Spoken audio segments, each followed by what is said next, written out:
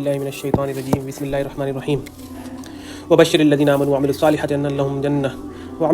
أن لهم جنات تجري من تحت الأنهار كلما رزقوا منها من ثمرة الرزق قالوا هذا الذي رزقنا من قبل وأتوا به متشابها ولهم فيها أزواج مطهرة وهم فيها خالدون۔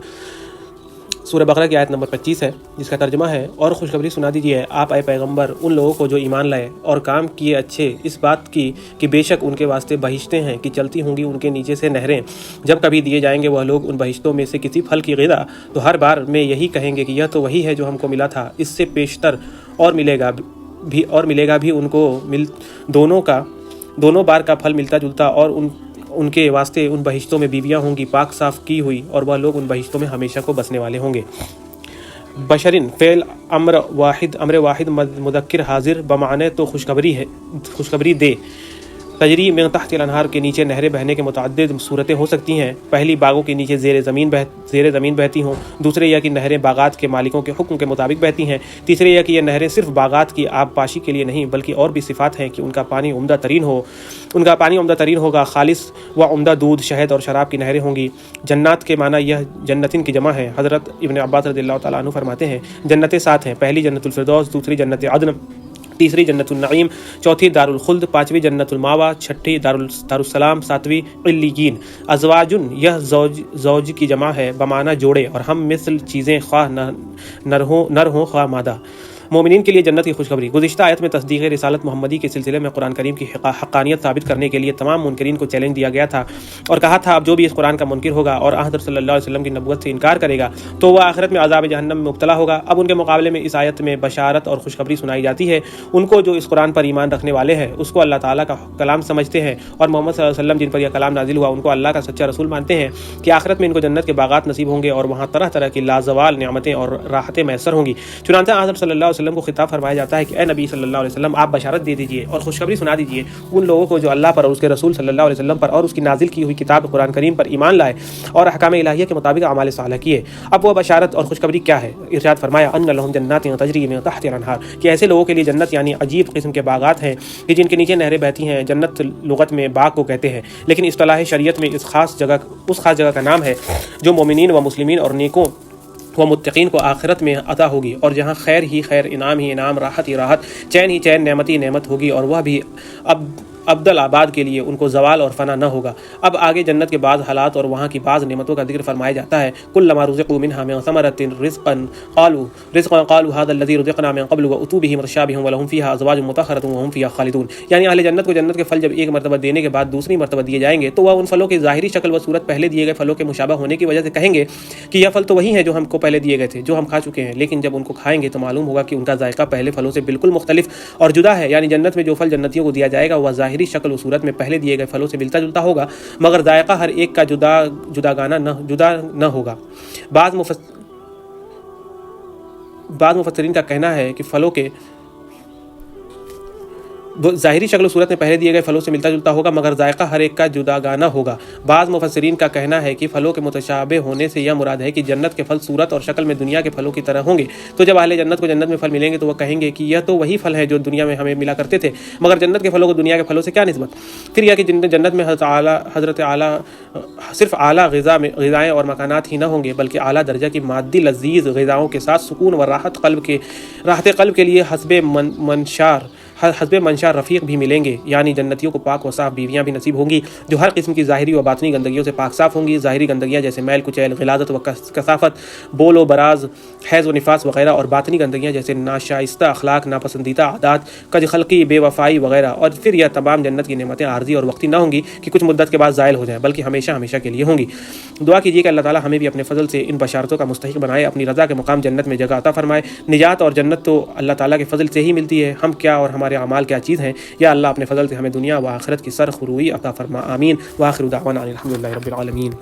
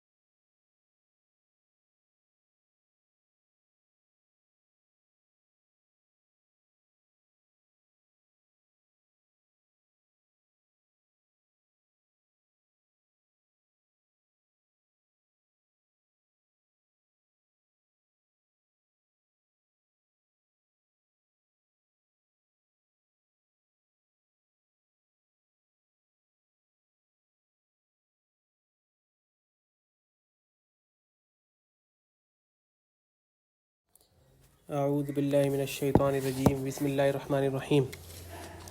وبشر الذین آمنوا وعملوا الصالحات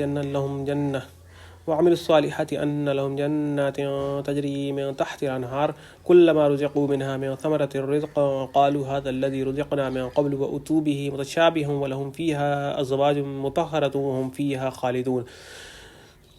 سورہ بقرہ کی آیت نمبر 25 ہے، جس کا ترجمہ ہے، اور خوشخبری سنا دیجیے آپ اے پیغمبر ان لوگوں کو جو ایمان لائے اور کام کیے اچھے اس بات کی کہ بے شک ان کے واسطے بہشتیں ہیں کہ چلتی ہوں گی ان کے نیچے سے نہریں،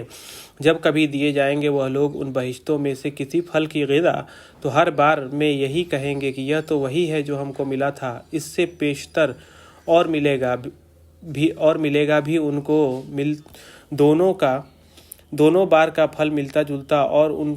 ان کے واسطے ان بہشتوں میں بیویاں ہوں گی پاک صاف کی ہوئی، اور وہ لوگ ان بہشتوں میں ہمیشہ کو بسنے والے ہوں گے۔ بشرن فعل امر واحد مذکر حاضر بمعنی تو خوشخبری دے، تجری من تحت الانہار کے نیچے نہریں بہنے کے متعدد صورتیں ہو سکتی ہیں۔ پہلی باغوں کے نیچے زیر زمین بہتی ہوں، دوسرے یہ کہ نہریں باغات کے مالکوں کے حکم کے مطابق بہتی ہیں، تیسرے یہ کہ یہ نہریں صرف باغات کی آب پاشی کے لیے نہیں بلکہ اور بھی صفات ہیں کہ ان کا پانی عمدہ ترین ہوگا، خالص و عمدہ دودھ، شہد اور شراب کی نہریں ہوں گی۔ جنات کے معنی یہ جنتن کی جمع ہے۔ حضرت ابن عباس رضی اللہ تعالیٰ عنہ فرماتے ہیں جنتیں 7 ہیں، پہلی جنت الفردوس، دوسری جنت عدن، تیسری جنت النعیم، چوتھی دار الخلد، پانچویں جنت الماوا، چھٹی دار السلام، ساتویں علیین۔ ازواجن یہ زوج کی جمع ہے بمعنی جوڑے، اور ہم مثل چیزیں خواہ نر ہوں خواہ مادہ۔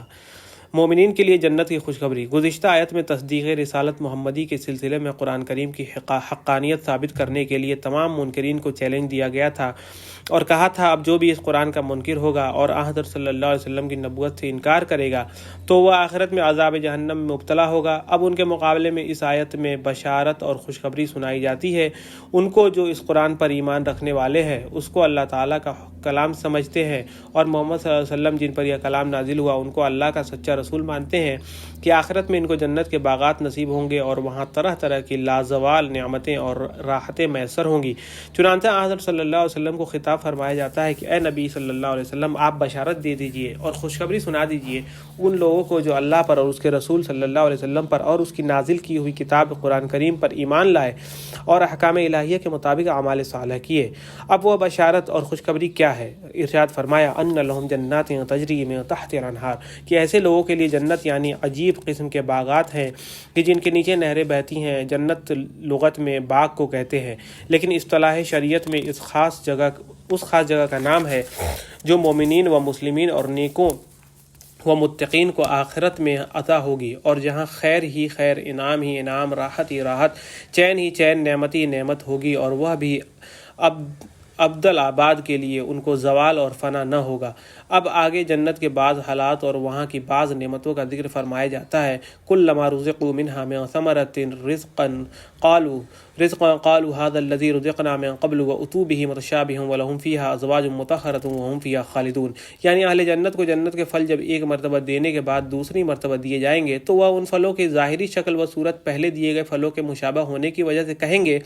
کہ یہ پھل تو وہی ہیں جو ہم کو پہلے دیے گئے تھے، جو ہم کھا چکے ہیں، لیکن جب ان کو کھائیں گے تو معلوم ہوگا کہ ان کا ذائقہ پہلے پھلوں سے بالکل مختلف اور جدا ہے۔ یعنی جنت میں جو پھل جنتیوں کو دیا جائے گا وہ ظاہری شکل و صورت میں پہلے دیے گئے پھلوں سے ملتا جلتا ہوگا، مگر ذائقہ ہر ایک کا جدا